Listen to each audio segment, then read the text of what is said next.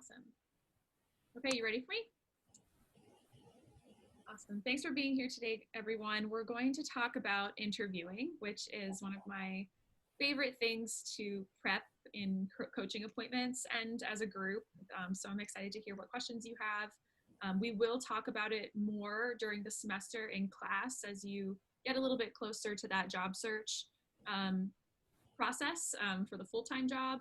And also if you are looking for internships for the spring that are different from the fall. But I wanted to get you started on the best ways to go about preparing for and practicing interviewing now as you're internship searching.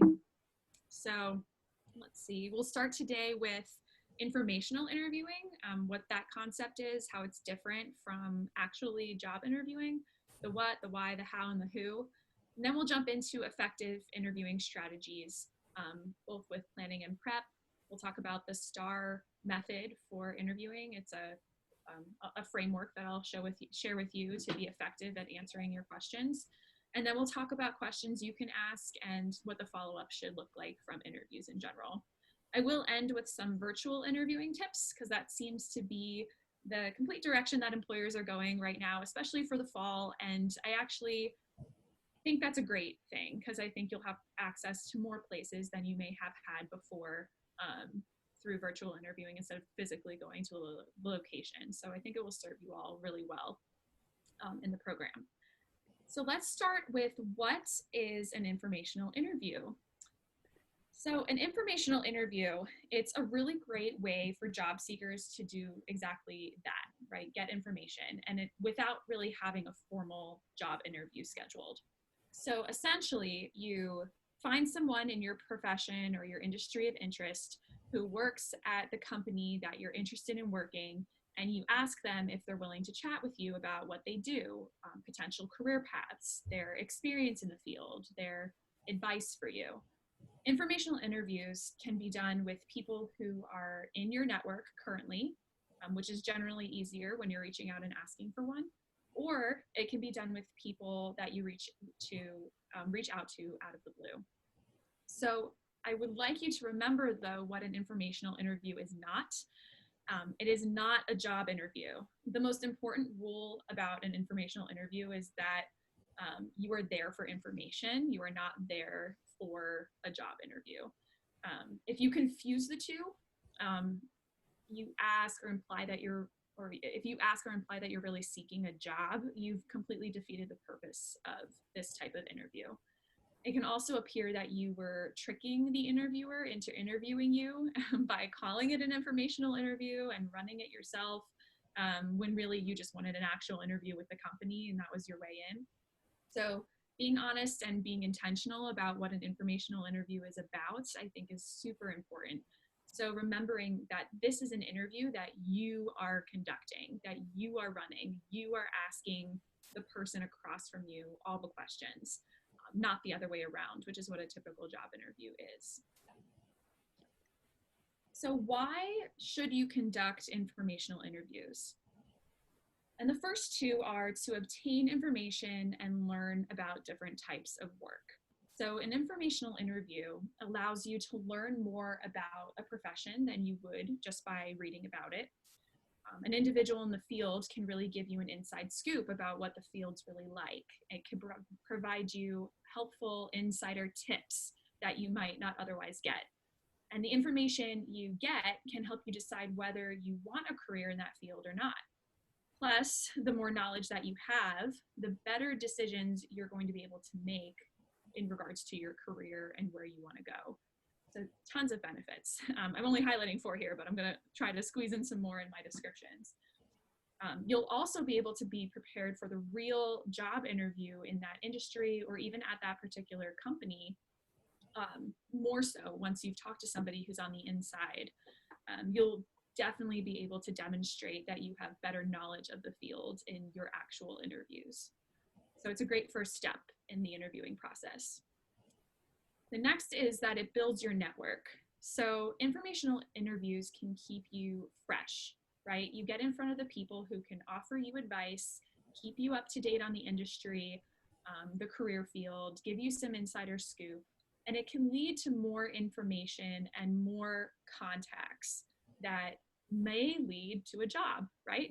Maybe not particularly at that company, but those degree connections that we were talking about last time on LinkedIn is just another reason to do informational interviews. You are all of a sudden then given access to who this person knows potentially if the informational interview goes well. And I'm going to tell you exactly how to make it go well and be effective. Finally, it connects you to opportunities. Let's see if it comes up. There we go. So not all jobs are advertised. I'm sure some of you are seeing that now. You may have to get creative of how you put yourself out there and just make it be known that you are interested in this field or you are exploring this career or this topic of business is really exciting to you. So not everything's advertised, but those on the inside at certain companies might be more knowledgeable about what's coming up on the pipeline. Maybe their manager mentioned needing some help, but just they don't have the time to write the job description or post it, so they kind of go about their day.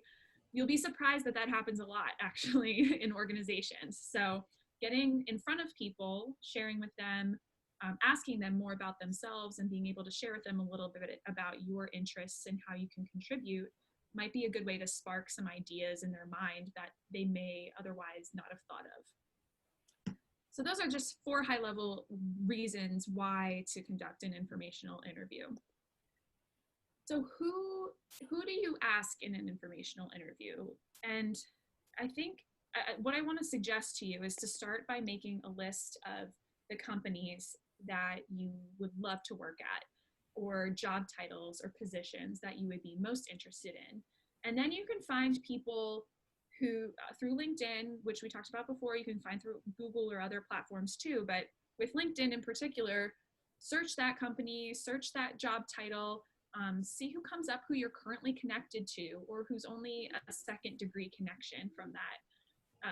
Someone who works at your dream company, if you have a dream company, someone who works at your dream company and has your dream role is where you'll get the most bang for your buck. And you definitely want to target those people probably first. But if you're not quite there yet, that's okay. You can just make more of a general list of interests and do some more general people searching through LinkedIn that way as well.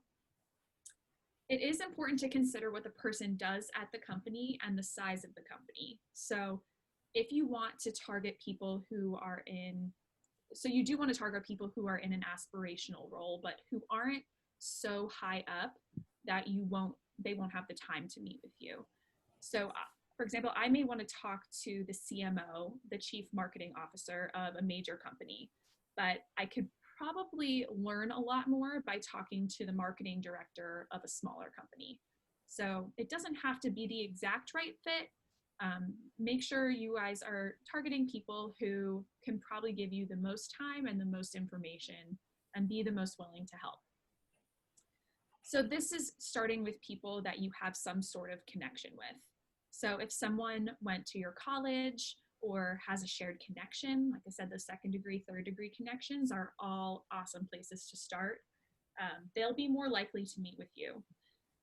So another way to set up the informational interview, even if you don't have an actual connection, is going to the alumni list that I showed you last week as well. Those people are a great starting place. You automatically have something in common. You've graduated from the same university, or you're currently going to the university they graduated from. I would highly recommend starting with that. You could use the Catholic University Master of Science in Business group on LinkedIn from all the alumni from this program. They are excellent starting places for informational interviewing. So I do want to share this visual here to give you another idea of who you can start targeting and who's already a part of your current network that you might not have thought of reaching out to, or letting them know that you're part of this program now even is a really easy way to get in touch with people. But your family, your friends, your neighbors, any past teachers you've had, coworkers, if you've had any coaches in the past who you really connected with or you just would like to reconnect with, career counselors are thrown in there, any past supervisors. This is a great time now to reconnect with those people and just keep them posted on where you're at in your life and that you would love to talk to them more about their career path potentially, or if they know anybody in business that they would recommend you talking to. these are your closest people, this visual. And from there, you get the LinkedIn connections and the new people you're going to meet through the program. So let's talk about a strategy for effectiveness. The key to an effective informational interview is curiosity.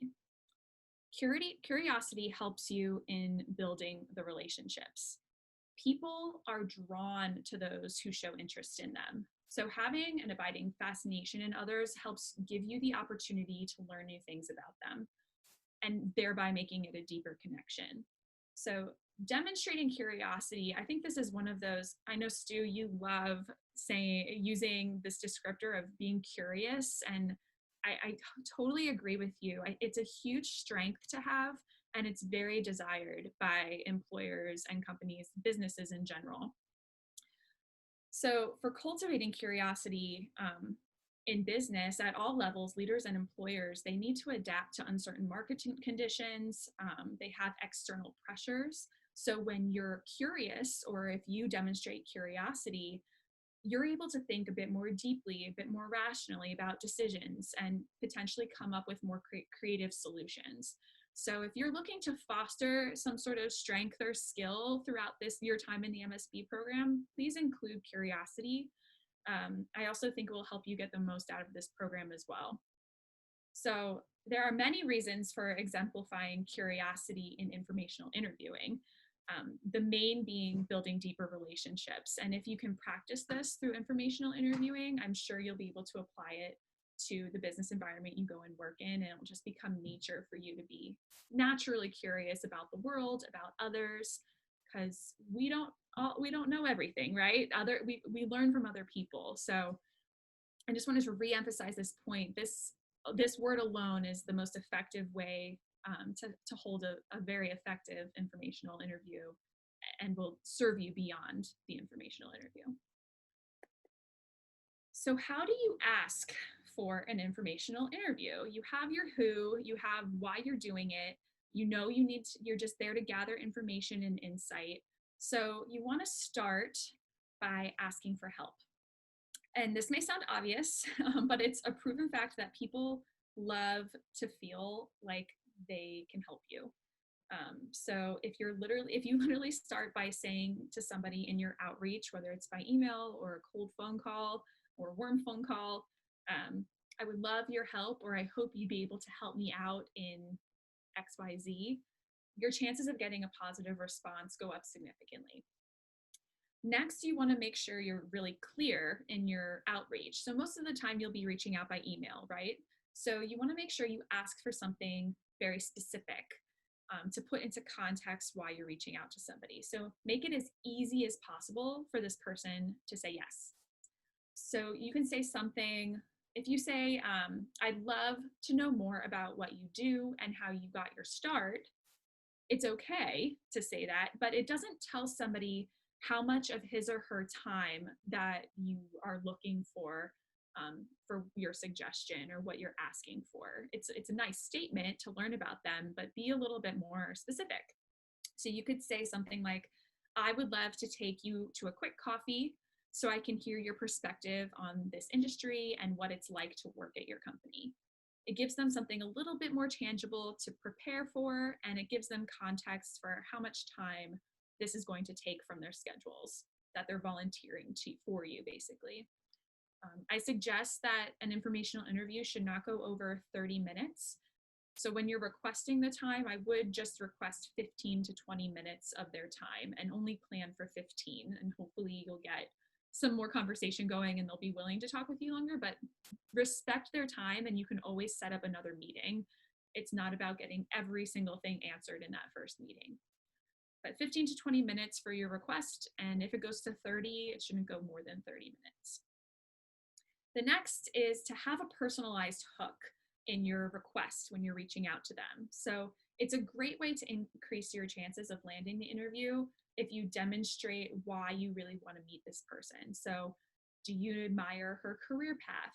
Do you think the work he's currently doing at this company stands out as the best? You really enjoyed an article that they wrote, or an article that they shared on LinkedIn. something specific as to why them, right? You probably will be reaching out to a lot of people for informational interviews, but why that person specifically? Make them feel special, right? And you want to learn from people. Be intentional on why you're reaching out to them. The next is to be very considerate. So, like I said, they're giving their time voluntarily to help you and to give advice. So, remember that in your ask, to give that 15 to 20 minutes time. You can even say something like, I would really just appreciate just 15 to 20 minutes of your time, or I know how busy you are, but I would really appreciate this. Acknowledging their busyness sometimes works as a strategy. Otherwise, giving the framework should give them a peace of mind that this isn't going to take up too much of their time. And then fifth, don't make sure you don't seem like you're looking for a job in this initial outreach request, even if you are. I know all of you are to some degree. I hope you do informational interviews even when you're not job searching. They're super beneficial, and we can talk more about that during the year. But if you sound like you're really just looking for a job, there's a good chance that this person's going to push you to HR or the company's career page, and you'll just be in the whole mix of everybody else who's applying for these roles. So your main point, remember, of the informational interview is information and advice. So focus on that first. Don't get ahead of yourself. And if you make a really good connection and you're curious, it will lead to them wanting to help you more, whether that's referring to you to their company, to their hiring manager, to somebody else they know that doesn't work at that company but would be an interesting person to talk to. Maybe they're hiring instead. So there's a lot more opportunities to come if you broaden the reason why you're talking to this person, and don't just focus on, I need a job right now. That will come. So how do you prepare? These are the top ways I suggest preparing. The first is to, just like you would in any interview, research the company and research the individual. So print out the company's latest press release that you can discuss within your meeting potentially, like what's going on with the company now. I read this press release. Make sure you can demonstrate your knowledge about the company that impresses the person that you speak with. You don't want to ask them questions that you can just Google or find online. Remember, we're here to get more insider scoop, things that you can't find online. And I'll show you some suggestions of questions in a bit. When you research the individual, again, that makes them feel wanted, that makes them understand you chose them out of a group of however many. So make sure you look into their interests and their background and pick something specific to ask them based on their specific background instead of just generalized questions. That goes a really long way. The next in preparing is make sure you can present yourself professionally. So you may want to dress a little bit more conservatively or professionally. You definitely want to have your resume handy just in case, especially if you want some feedback on it and they can give you some advice on, like, would this stand out if I were to apply to this job in this industry? That can definitely be talked about in an informational interview. So have it just in case. And then if you dress professionally and you present yourself professionally, and if you have an informational interview over video, you just want to make sure all the external things aren't distracting from what you're saying and the content and your brand, whatever that is, whatever you decide that is, your professional brand. So that's why we say dress more conservatively. It's not anything specifically one way, but I'll show you some business professional suggestions as we get into the year. Then you want to make sure you have a game plan. So you want to be certain to have this regardless of your hopes and intentions of the interview. The interviewer isn't going to take charge of it. So you want to make sure you have your questions prepared and a game plan for how you would like the interview to go. And then you want to come prepared with at least 5 questions. And these questions should be ones that cannot be answered through the internet. So I will show you on the next slide what to ask in regards to that. You want to make sure as you're preparing your game plan to remind yourself to express gratitude early on since they're giving of their time. Start it right up front. Thank you so much for joining me. I really appreciate the time you're taking to speak with me. that little nod to them goes a very long way. So make sure to start your discussions like that. So you don't need to put too much pressure on yourself. No need to be nervous. This is not a formal job interview, right? You are running the interview. You're here to be curious and soak up as much information as possible. So don't put too much pressure on yourself. As long as you remain curious, I don't think you will be nervous. And then be honest. So professional and polite are the two parts of this honest conversation. If you, by the end of the discussion, you realize you would love to work at that company, you can honestly express that to somebody and say, wow, like I really appreciate everything you shared. I'm very interested in learning more about your company in particular. And then make that transition to say, can we set up another call? Or do you have anybody else you can connect me with at your company to learn more about it and from their perspective? Most of the time, if it's been going well and you're being effective and being curious, that they will be more than willing to refer you to other people. And sometimes it will even be brought up at the end of an informational interview. They might even bring up, oh, would you be interested in working at a company like ours? Or would you be interested? We have this position open, and you might not even known about it. So there's a lot of opportunity that can come from an informational interview. But no need to beat around the bush. You can tell them why you're really there. You started this program. You can explain that you, maybe by the end, that you would love to work there and that you're hoping to just get some guidance on how to do that best, if that's your purpose for the discussion. So what to ask? I said I would get to this. Here, there's so many questions you can ask, and I have a whole document I can send you, but here are some of the highlights that I think give you really great insight and also aren't questions you can find just online. And it's because they're specific to the person you're interviewing. So how did you get into this field? What other careers have you had before you came here? Or what advice would you have for someone starting out in this field? What are some challenges you face in your role? What do you enjoy most about your job and career? Who succeeds in this field? What characteristics are needed? And what do you see happening in this field over the next few years? These questions not only hit on the interviewer's personal experience, which can tell a lot from, but it also gets a bit deeper into those, like the challenges questions, things that you might need to prepare a little bit more to be ready for a job in this field. And then also shows that you're interested in the industry as a whole and staying up to date on it. That last question, what do you see happening over the next few years? How are things changing? People love to see that curiosity and that forward thinking through that type of question as well.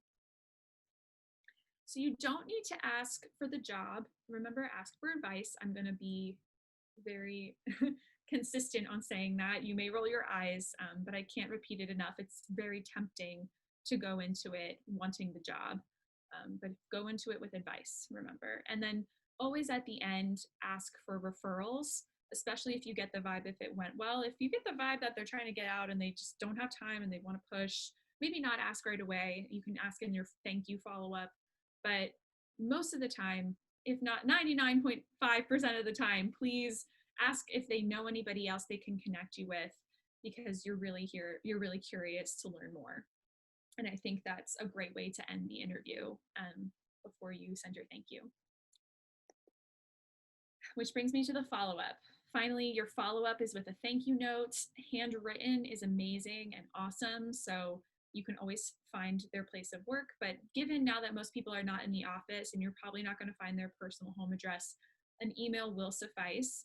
So just always write a thank you note and try to send it within 24 hours of having the interview, and refer to something very specific you discussed. If you just did a general thank you, like thank you for your time, I hope to be in touch soon, they may be meeting with a lot of people throughout the day. You don't want to go forgotten. So refer to something specific that you particularly enjoyed learning about, and then that will help remind them of what you discussed and who you are.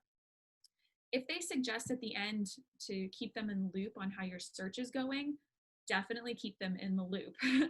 I would say regardless, you would want to check in with the people you informationally interview every month, every other month at the most. And that could be anything from a LinkedIn post, a quick little chat through LinkedIn or a text if they gave you their cell phone number, just letting them know, hey, things are going really great. How are you doing? How's your job? How are the changes going with remote working? Whatever it may be. Little touch points here or there go a really long way in your follow-up. So that was informational interviewing. And that, like I said, is very different from preparing, not very different from preparing for, but very different from job interviewing. So I want to touch on the different types of job interviews that you may come across.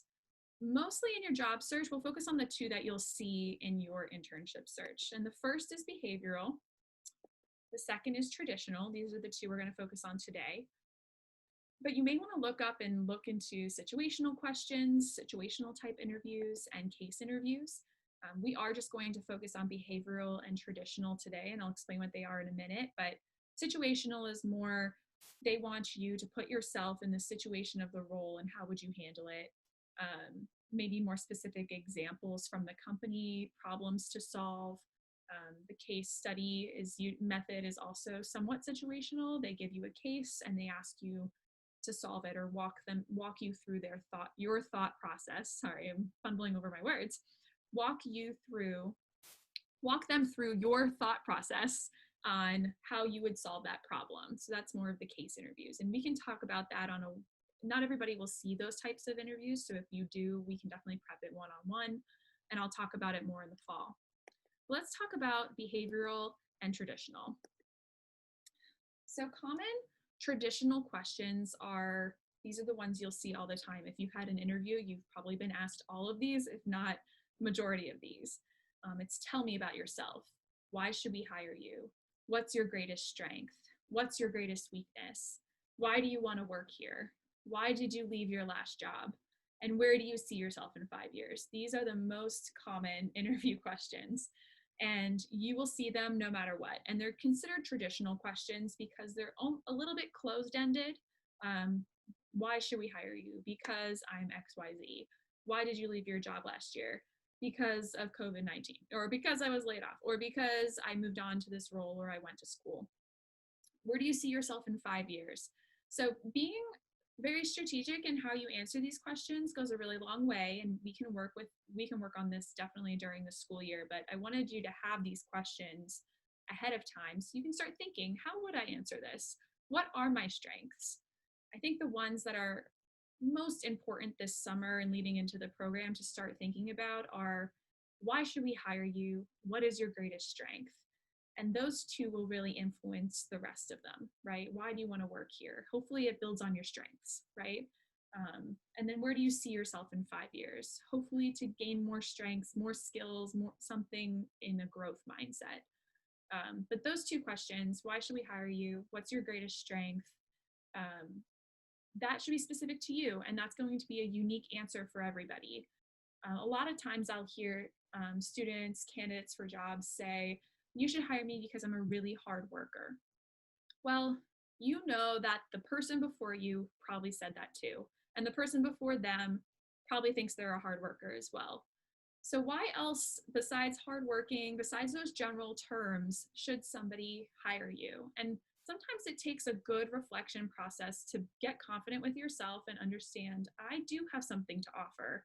I have a perspective maybe that nobody else has right now. What is that perspective? I think for each of you coming from a liberal arts background and combining it with business, that is unique right off the bat. Why should they hire you for this internship? Because you're curious and you're eager to learn more. And you've demonstrated this already by jumping into a business program from a liberal arts or STEM background.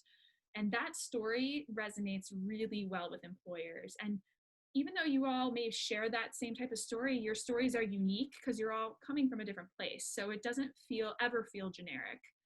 So I would suggest leaning into your story, where you've been, and just where you want to go. What kind of strengths and skills are you building throughout this business program?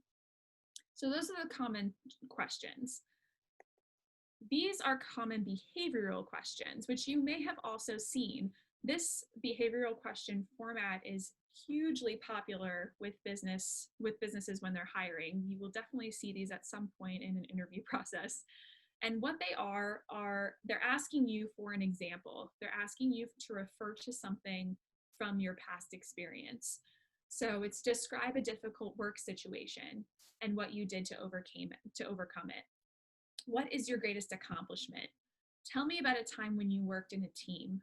Tell me about a time you failed. Tell me about a time you had to provide difficult feedback to somebody, and how did you handle setting goals in your past internship or your past job or in your academic career. These are just some examples. There is a list of so many behavioral questions you could look up and prepare for, and I'll definitely send you more resources on that during the year, and we'll work on these. But while there are really unlimited like behavioral questions that an employer will touch on, they fall into 5 categories, which I'll share with you after the method. But it tends to be teamwork, problem solving and planning, initiative and leadership, interpersonal skills, and pressure or stress situations. But before we jump into those general things to plan for and prep for, I want to show you the STAR method as an effective way to communicate your experiences. So I don't know why I just did that. So what does STAR stand for? STAR is just this straightforward framework on how you're going to explain the experiences that you've had without rambling, without being too detailed or too less detailed. Think storytelling in this, and this is going to be your framework for storytelling. And the first is to describe the situation that you're in. So I'll give an example after I give you the framework. And that just means setting the scene of that example. The next is to describe the task at hand, what your responsibility was in that situation. The third is to focus on the action, right? Explain what you did and how you did it. This should look a little bit familiar when we were talking about bullet points. There's definitely aspects of this that are included in there. So hopefully it prepped you for how to explain it in person, but this is how you would explain it in an interview. Steps you took to address the task. And then finally, the results, right? Ends with the results of your efforts, outcomes, your actions received. You want to include accomplishments, your rewards, your impact, based on what you did, that particular action that you did. So tell me about a time when you were a leader. This is another question that is asked a good amount. And I wanted to walk through this as an example for you to think about some of the experiences that you've had, and maybe where would you point to being a leader in your past experience. So you can think of that on your own as we go through this. So if I were to introduce the situation of when I was a leader, it could be something like this. So during my undergraduate degree in psychology, I worked at a summer camp. Part of my role was to manage 20 counselors throughout the summer and maintain camper satisfaction in the program. Short, sweet, to the point. It doesn't give me too much, but it gives me context and sets the scene of where this example is going. The next, I'll describe my task. So this year, it was particularly important to allocate counselors in the best way to make sure we had full coverage each day throughout the summer. We were short-staffed, and I knew it was important for the campers' experience and their safety to have enough camp counselors available at each shift. That was the task at hand, shift allocation. So what did I do and how did I do it? So to manage the schedule, I decided to identify 4 group leaders to lead 4 teams of camp counselors.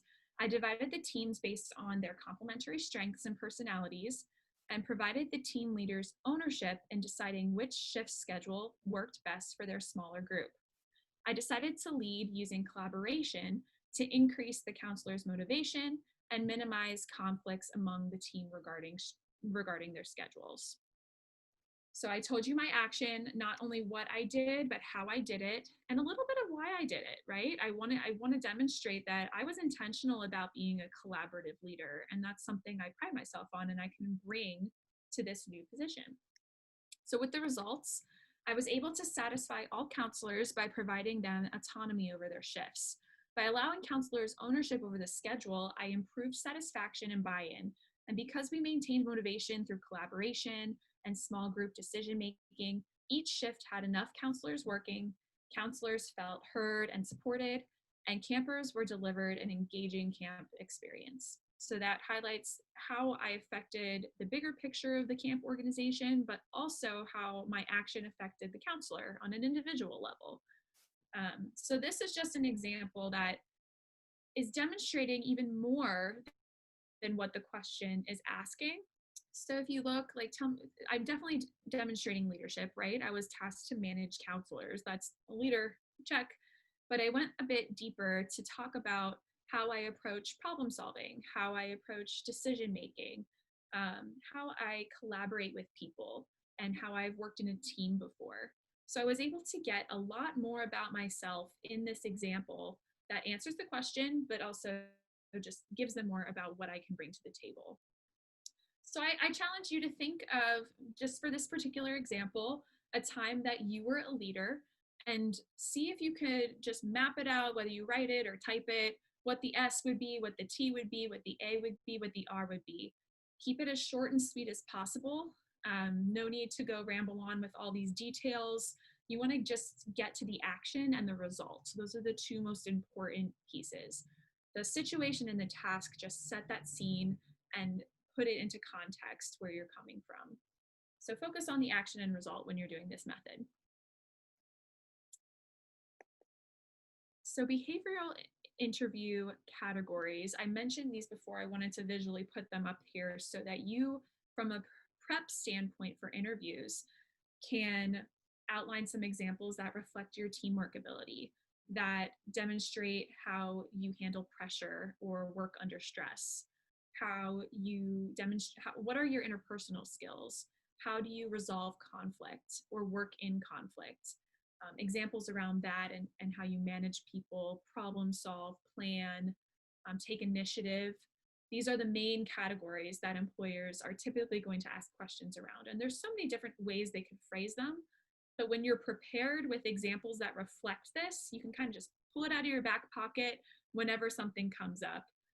Oh, this question seems a bit more around the teamwork. Let me use my teamwork example, because I also know it touches on how I problem solved in that particular scenario too. So I recommend preparing maybe at least 2 examples from 2 different situations for each of these categories, and then go from there. If more come up, great. If you can highlight additional things that those examples show about yourself or demonstrate about you, fantastic. Highlight those parts too. And you'll definitely be prepared for your interviews, regardless of the industry, regardless of what particular job you're going for. Those will have specific questions too, but these will be generally the first or second round interview questions. So when you end an interview, the employer will ask you if you have any questions for them, and you should always have questions for them. If you don't, it shows lack of passion, lack of interest, that you didn't do your homework, you didn't really research, you don't care. There's a lot of negative connotations to not asking any questions. So here are some suggested questions to ask. Ones that also aren't just found on their main website. You should already know what's on their website before you go in the interview. But I don't know if you can see this question now. But I noticed this. So what does a typical day look like in this role? Or what are the company's goals this quarter? How would you describe the ideal candidate for this position? That question tends to overlap with the job description, but if you refer to somebody who you've spoken to and they mention you can mention what you've learned from them, and that you just want to make sure you're very prepared when you enter this role. I think that would be a good question to ask. And then where does this role sit in the organization? What other groups will I be working with or collaborating with? And can you walk me through the next steps of the hiring process? That's always a good one to end with if you have asked all your other questions and you're looking for what's next. Asking them what you can expect is very helpful. So those are just some suggested questions. There's plenty more you could ask. I would avoid asking about salary and benefits, especially in the first couple rounds. If the employer brings it up, you can definitely talk about it and ask follow-up questions, but if they don't bring it up, wait until they do. And finally, as we wrap up here before I get to questions from you guys, virtual interviewing tips. Everything I said also goes for virtual interviewing preparation. Nothing is different or changed, except for these 4 things are in addition. So the first is to test your technology. The minute you agree to a virtual interview, you want to test your technology, ensure you're set up for success. That means checking your internet connectivity. You want to confirm that your camera and your microphone are working. If your picture is really grainy, and your experience maybe an echo, you might actually have to purchase something else like a webcam or some other built-in microphone thing, which could be hard to do right before the interview. So I would say once you schedule it, check all these things, get it all ready to go, even if it's a week from now. So don't procrastinate. Something I did want to mention, I have a note here, is that being tech savvy is actually one of the top 10 traits employers are looking for in hiring. So to have a virtual interview go really smoothly from a technology standpoint on your end, just bodes very well. It gives the indication that you are tech savvy to an employer without you having to say that you are. The next is to set the scene with minimal distractions. So in the informational interview, we talked about dressing professionally. You do the same in a virtual interview. Almost treat it like it is an in-person interview. You want to make sure your background doesn't have anything really distracting in it. You want to make sure, if you're trying to convey that you're organized, that there's not loads of laundry or things making you seem disorganized, even if you are. Everyone has loads of laundry, right? Just sitting on their bed. I know I do. So make sure whatever you wear, however you communicate yourself is on brand. I will say, one of the students, when we were doing mock interviews, we always do virtual mock interviews in the program, even before virtual working was a huge thing. And one of the students had some questionable stuff in the background and posters that were very distracting. And it's just something that you don't think of right away, but try to be very aware of, especially virtual interviewing. The other thing, I had something else to say about that, but I can move down to sitting down prepared. If you don't come with your questions, you don't come with your research, they're going to know. If you're Googling something on the computer because it's here and you're able to, they're going to know. So treat it as in person, have everything prepped, close all your screens, close your email from dinging, silence your phone, treat it as if you were in their office, and be respectful of their time. And then finally, you want to make sure you practice. So that's why I shared with you the STAR method. Practicing and preparing examples ahead of time will help you when you get stumped on something. Hopefully that won't happen if you have some examples prepped and ready to go. Keep things simple. Don't feel like you have to give really long-winded answers, and try to maintain eye contact with the screen. And that's looking directly into the camera piece, not just at your own face when you're talking in a virtual interview. It's very hard to do and kind of awkward, but sometimes people even stick a little picture of something right next to the actual camera so that you can look at that and be a little bit more intentional with your eye contact. Moving the computer up on a solid surface that does not shake or wiggle is hopefully at as much at eye level as possible, instead of on your lap or on a table that's really low. That's another best practice for virtual interviewing and just virtual meetings and conversations. So when you're in class, if you did have an online portion, or if you were in a remote meeting with your internship, try to practice elevating your computer, looking into the camera, giving them as much eye contact, smiling face as possible will help them feel that you're really connecting with them.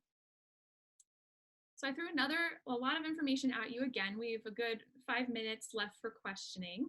So I would love to take your questions and answer anything I can. Like I said, we will talk about this during the fall. So I'm going to stop sharing so I can see some of your faces.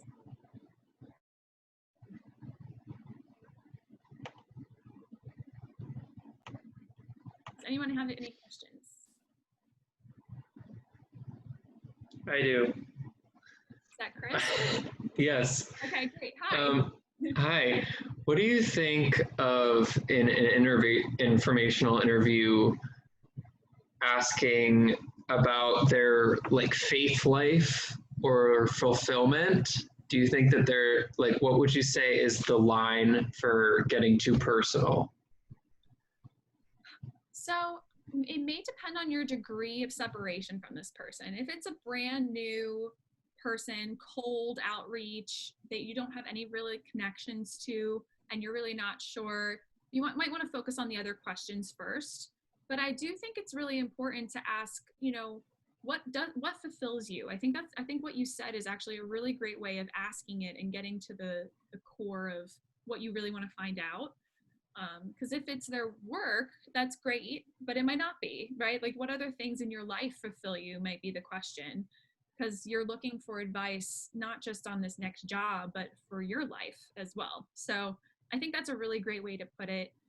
Getting into religion conversations, sometimes it's recommended to avoid those, especially in job interviews, but it depends how close you get with this person. If you're meeting with them multiple times, they become more of a mentor for you too. Those kinds of conversations will come up. So I would just monitor like what level are you at with the relationship currently. But the fulfillment way of asking it, I think, is a really great way to get to what fulfills someone. Thank you. Good question.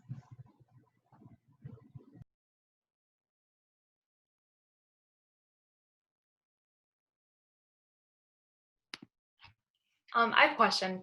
Yes. Is it strange to do a group informational interview? Like, I know there's 4 of us in a similar background. Is it strange to be like, hey, could the 4 of us come in with questions, or is that not quite? It's not as common, but go for it. I think they would appreciate their time being used efficiently because they're getting 4 of you at once. So that's definitely a selling point. Especially if you're doing it over Zoom and things too. Small group stuff is definitely available. In person, it might be a little trickier to have like 4-on-1, but because of this remote world, that actually opens up a lot of doors. So definitely try that. And especially if you're nervous about it at first, sometimes it's nice having a buddy to kind of tag team it with. Yeah. I think that for networking as well. If you were ever in like a formal networking situation, going up with a buddy at first to kind of back each other up is really helpful. But I would encourage you to get to the point of doing one-on-ones, because that's where the true like bonded relationship begins. And if you want to keep in touch with that person beyond just that initial meeting, the one-on-one goes a really long way. But if you're just looking to gain some information, yeah, go for it. Get with a group. I like it. Thank you. Yeah, good question. Carly. So after you're done and you ask all your questions and everything, and they say like, oh, okay, anything else? How do you like basically like start walking out, or just like be like, no, and that's it? You just do the Irish goodbye, Carly. You just kidding. I think ending with the next steps question gives everybody an indication that that's the wrap up. And if they ask you, just be like, I've asked all my questions. If I think of anything else, I will definitely email you. And that's another great way to respond. So I was kidding. Don't Irish goodbye. Don't quote me on.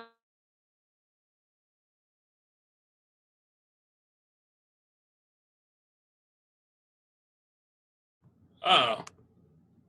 Did Mary Kate just Irish goodbye?